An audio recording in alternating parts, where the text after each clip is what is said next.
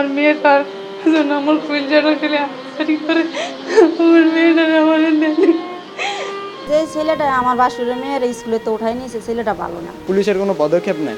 আজকে 11 দিন যাবৎ কোনো মায়ের কোনো খোঁজখবর নাই। কুমিল্লার মেঘনায় নবম শ্রেণীর এক শিক্ষার্থী নিখোঁজের 1 সপ্তাহ পেরিয়ে গেলেও তদন্তে দৃশ্যমান অগ্রগতি নেই। মামলার পরও প্রশাসনের ধীরগতির অভিযোগ তুলেছে ভুক্তভোগীর পরিবার। নিখোঁজ সামিয়ার মা ফাতেমা বেগম অসুস্থ শরীর নিয়েও প্রতিদিন মেয়ের ফেরার অপেক্ষায় আছেন। তার দাবি, মামলা তুলে নিতে স্থানীয় কিছু প্রভাবশালী ব্যক্তির পক্ষ থেকে হুমকিও দেওয়া হচ্ছে। প্রশাসনের লোক বা আপনারা যা মিডিয়ার লোক সবার কাছে একটা আমার আকুল আবেদন, শুধু আমার মেয়েটারে আমার কাছে ফিরিয়ে দেন। কিন্তু আমার মেয়েটার জন্য আমার কলজাটা খেলে আশারি করে আমার মেয়েটারে আমার আমার মেয়েটারে মাইরালে বেকার এই ভয় দেখাইয়া। গত 16 এপ্রিল রাস্তা থেকে সিএনজিতে তুলে নেওয়ার অভিযোগ ওঠে স্থানীয় যুবক ইউসুফের বিরুদ্ধে। 19 এপ্রিল মেঘনা থানায় দায়ের করা হয় মামলা। পরে একটি ভিডিও সামনে এলে প্রেমের প্রলোভনে নিয়ে যাওয়ার বিষয়টি উঠে আসে। পুলিশ যদি চায় স্যার 1 ঘন্টার ভিতরে আমাদের মেয়ে উদ্ধার করতে পারে, কিন্তু পুলিশের কোনো পদক্ষেপ নাই। আজকে 11 দিন যাবৎ কোনো মায়ের কোনো খোঁজখবর নাই। স্যার আমাদের একটাই দাবি, যত দ্রুত পারেন আমাদের মেয়েকে আমাদের ঘরে ফিরিয়ে দিন। যে ছেলেটা আমার বাসুরের মেয়ের স্কুলে তো উঠাই নিয়েছে, ছেলেটা ভালো না। তো এর আগেও 2-1 বার মেয়েরে দিয়ে গেছে, তো একটা মেয়ের নিয়ে বিয়ে করছে, তোর বাবা মায় জোর করে নিয়ে গেছে, চতুর্থের কাজ আমাদের সাথে করছে। তো আমাদের কাছে একটাই আমাদের অনুরোধ যে আমাদের মেয়েটা তাড়াতাড়ি ফিরিয়ে দিবেন। আর ওই ছেলে মেয়েরা জোর করে স্কুলের রাস্তা থেকে তুলে নিয়ে গেছে। 2-1টা ঘটনা ঘটাইছে, এখন আমাদের মেয়েটারে নিয়ে এই ঘটনাটা ঘটাইতেছে।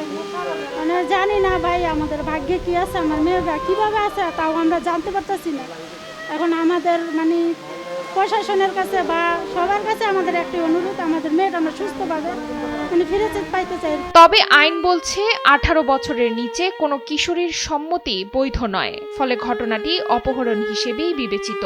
কিন্তু সেই অনুযায়ী দ্রুত পদক্ষেপ না নেওয়ার প্রশ্ন উঠছে প্রশাসনের ভূমিকা নিয়ে। মেঘনা থানার ভারপ্রাপ্ত কর্মকর্তা জানিয়েছেন, আসামিদের গ্রেপ্তারে অভিযান অব্যাহত রয়েছে। পুলিশের যে অভিযোগ রয়েছে এটা সত্য না। আমরা ঘটনার পরপরই তাৎক্ষণিকভাবে আমরা মামলা নিয়েছি, অপহরণ মামলা নেওয়ার পরে বিপ্রিংকে উদ্ধার এবং এজাহার নামীয় আসামিকে গ্রেপ্তার করার জন্য আসামিদের বসতবাড়ি এবং আসামিদের সম্ভাব্য সকল স্থানে আমরা অভিযান অব্যাহত রেখেছি। আমরা বিক্রিমকে উদ্ধার করব এবং আসামিকে গ্রেপ্তার করে বিজ্ঞ আদালতে সুপর্দ করব।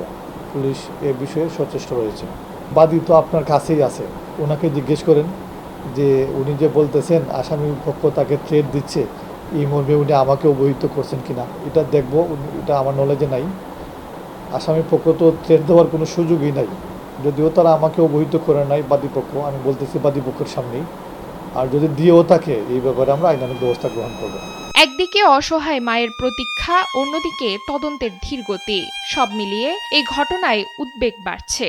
এখন প্রশ্ন, কিশোরীর নিরাপত্তা নিশ্চিত করতে কত দ্রুত কার্যকর পদক্ষেপ নেওয়া হবে।